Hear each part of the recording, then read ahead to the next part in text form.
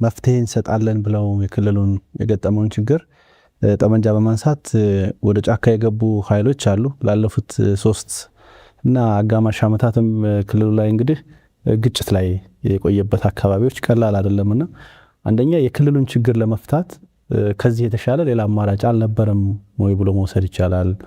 ከዚሁ ጋር የሚገናኘው ደግሞ ከቅርብ ጊዜ ወዲህ ከሀገራችን ታሪካዊ ጠላት ከሚባሉ አካላት ጋር ጭምር ጥምረት እንደፈጠሩ ይደመጣል። ይሄ የአማራ ክልልን ዘላቂ ሰላም ከማምጣት አንጻር አዎንታዊ ፋይዳ ሊኖረው የሚችለው በምን መንገድ ነው የሚለውን እንዲያብራሩልኝ እፈልጋለሁ። እንግዲህ የአማራ ሕዝብ ብልህ ሕዝብ ነው። ነገርን ከስሩ ከመሰረቱ ለማስተዋል ለመገምገም የሚቸገር ሕዝብ አይደለም። የዚህን ጉዳይ መንስኤና ውጤት በስክነት ከምንም በያዝ ውጪ በስክነት ቢገመግመው ወደ ውስጥ በጥልቀት ቢመለከት የጉዳዩን ፍሬ ነገር ለማግኘት ይቸገራል ብዬ አላምንም። ከአማራ ክልል ወደ ጫካ የገቡ ሰዎች፣ ከኦሮሚያ ወደ ጫካ የገቡ ሰዎች ወደ ጫካ ለመግባት የሰጡን ምክንያቶችና አሁን እየሆነ ያለውን ነገር ቆም ብሎ ማየት ነገርየውን ከመሰረቱ ለመረዳት የሚያግዝ ይመስለኛል። ሲገቡ ሲባል የነበረው ህዝቡ በማንነቱ ይፈናቀላል፣ ይገደላል፣ ያን ማስቆም አለብን። አስተዳደር ወሰን ቅድም ያነሳው ጉዳይ ምላሽ ማግኘት አለበት ወይም የትግሉ የዳቦ ስም ለህልውናችን መታገል አለብን የሚል የነበረው። በተጨባጭ ባለፉት ዓመታት ያየናቸው ውጤቶች ደግሞ ሰው ከቤቱ ሲወጣ የሚሸማቀቅበት፣ ለመመለሱ ምንም አይነት ዋስትና የሌለው፣ ከደብረ ማርቆስ ደጀን መሄድ መከራ የሆነበት፣ ሀብት ንብረቱ የሚዘረፍበት፣ አዛውንቶች ትላልቅ ሰዎች የሚገደሉበት፣ መምህራን የሚታገቱበት የሚገደሉበት፣ የአማራ ሕዝብ ልጆቹን ለማስተማር የሚቸገርበት ሁኔታን ነው በክልሉ ማየት የቻል ነው። ይህ ነበር ወይ ዓላማው ብለህ በሰከነ መንገድ ብታይ መንስኤውን ውጤቱን መገንዘብ የሚከብድ አይመስለኝም። እነዚህ ኃይሎች ከታሪካዊ ጠላቶቻችን ጋር የጀመሩት ያልተቀደሰ ውህደት ያልተቀደሰ ጋብቻ ምን መልክ አለው ላልከኝ እኔ የሚያስታውሰኝ የከበደ ሚካኤልን ምሳሌያዊ ግጥም ነው። ከበደ ሚካኤል አንዲት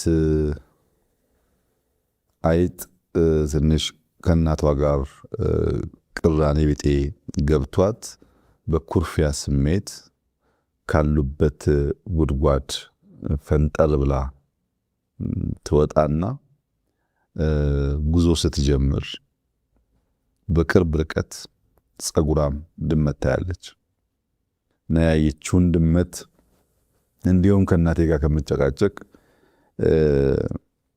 ጓደኛ አገኘው ወዳጅ አገኘው ሄጄ ተዋወቀዋለሁ ወዳጅ አለው ብላ ወደ ድመቱ ጉዞ ስታቀና ከሰማይ በጣም ከፍተኛ ፍጥነት ይመጣ ጭልፊት ታያለች።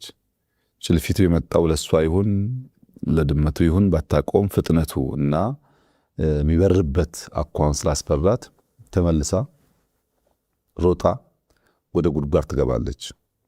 ጉድጓድ ውስጥ ትገባና ለእናቷ የገጠማትን ነገር ትናገራለች። እናትየውም አየሽ ፈጣሪ ያተረፈሽ እንጂ አደጋ ውስጥ ነበርሽ። ጸጉራሙ ድመት ራቅ ብሎ ተቀምጦ ያየሽው ልትወዳጀው የፈለግሽው የሁል ጊዜ የኛ ጠላት እኛን እያደነ የሚበላል ድመት ተብሎ የሚጠራ ነው። ጭልፊቱም ያየሽው ፋታ ብሰጪው ኖሮ ቢደርስብሽ አድኖ መውሰድ የመጣ ነው። ሁለቱም የሚያጠፉሽ የሚገሉሽ ናቸው። እኔ ጋር የነበረሽ ቆይታ የተሻለ ነበር ትላትና አይጥ ስትጠግብ ስታበዛ ሩጫ ሄዳ ታሸታለች የድመት አፍንጫ ሲባል የነበረው እስከነተረቱ በአንቺ ላይ ደረሰ በክልፍልፊቱ ብሎ ከበደ ሚካኤል የገጠመውን ግጥም ነው የሚያስታውሰኝና እዚህ ያለው ኩርፊያ ወደ ጸጉራሙ ድመት ወይም ወደሚምዘገዘገው ጭልፊት የሚወስዳቸው ማንኛውም ኃይሎች በምን እምነት ላይ እንደተመሰረተ ያልታወቀ ጋብቻ ስለሆነ በየትኛውም መንገድ ጥፋት ካልሆነ በቀር ልማት ሊያመጣ አይችልም። ይሄ ደግሞ የትናንትና ታሪካችን ነው። ለመማር ለፈለገ ሰው ትናንት ከነዚህ ኃይሎች ጋር በነበረ ትብብር ኢትዮጵያ በዘመናት ታስተዳድር የነበረውን ቀይ ባህር አጥታ የጂኦግራፊ እስረኛ የሆነችው በነዚህ ኃይሎች ጋር በነበረ ትስስር ነው። ከነዚህ ኃይሎች ትስስር ውጪ ኢትዮጵያን ጂኦግራፊክ እስረኛ ማድረግ የሚችል ምንም አይነት ነገር አልነበረም።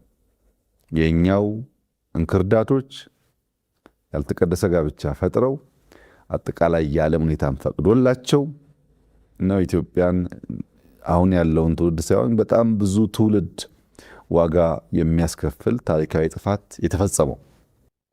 ከነዚህ ኃይሎች ጋር የሚደረገው ሌላው ሽርጉድ መሰል ጥፋት ከማምጣት ውጪ ለኢትዮጵያውያን ምንም አይነት ጥቅም አያመጣም።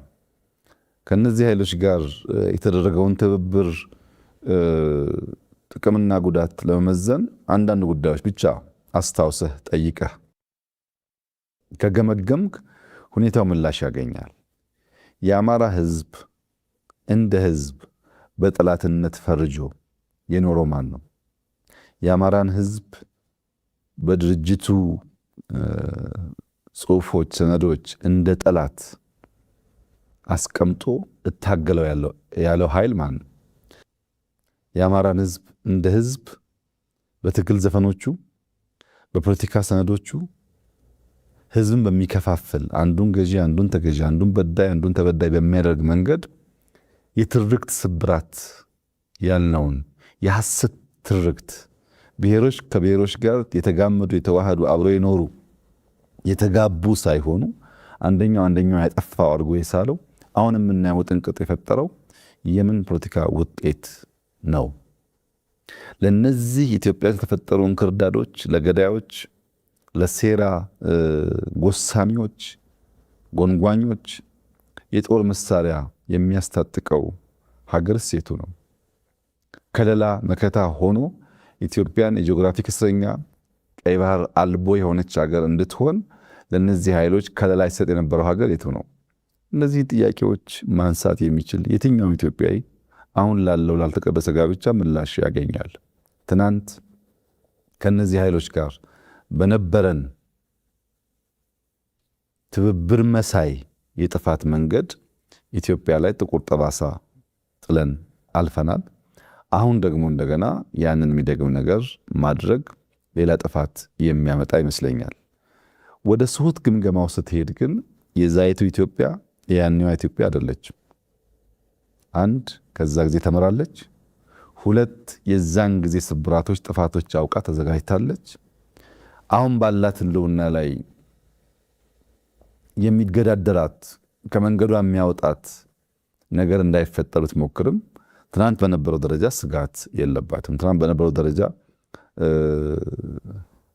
ጥፋት ያመጡብኛል ብላ አታስብም። እነዚህ ኃይሎች ግን ከትናንትና ጉዳይ መማር ያስፈልጋቸዋል። አፄ ዮሐንስን ለማጥቃት የመጣ ኃይል፣ አፄ ዮሐንስን ሕይወት የነጠቀ ኃይል ለምን መጣ ብለው ሳይመዝኑ ሄደው ጋብቻ የፈጠሩ ሰዎች ኢትዮጵያን የጂኦግራፊክ እስረኛ አድርገዋታል። ኢትዮጵያን የጂኦግራፊክ እስረኛ እንዴት ሆነች ማንረዳ ብለው ማየት ያልቻሉ ሰዎች ደግሞ ምን ጥፋት መዘዝ ሊያመጡ ዛሬ አዲስ ያልተቀደሰ ጋብቻ ለመፍጠር እየሞከሩ እንዳሉ እያንዳንዱ ዜጋ ራሱን በተለያየ ቦክስ ውስጥ እያስገባ ሳይሆን ወጣ ብሎ ማየት የሚያስፈልግ መማር የሚያስፈልግ ይመስለኛል። ይሄ ለሀገራችን ጥፋት ነው። በውስጣችን ያለ ማንኛውም ልዩነት በውስጣችን ሊፈታ ይችላል። በንግግርም ይሁን በኩርፊያም ይሁን የእርቅ የሽምግልና ባህል ስላለ ልንፈታው እንችላለን። ሌሎች ኃይሎች ስናስገባ ግን ከጥፋት ውጭ ጥቅም የሚያስገኝ አድርጌ አልወስደውም።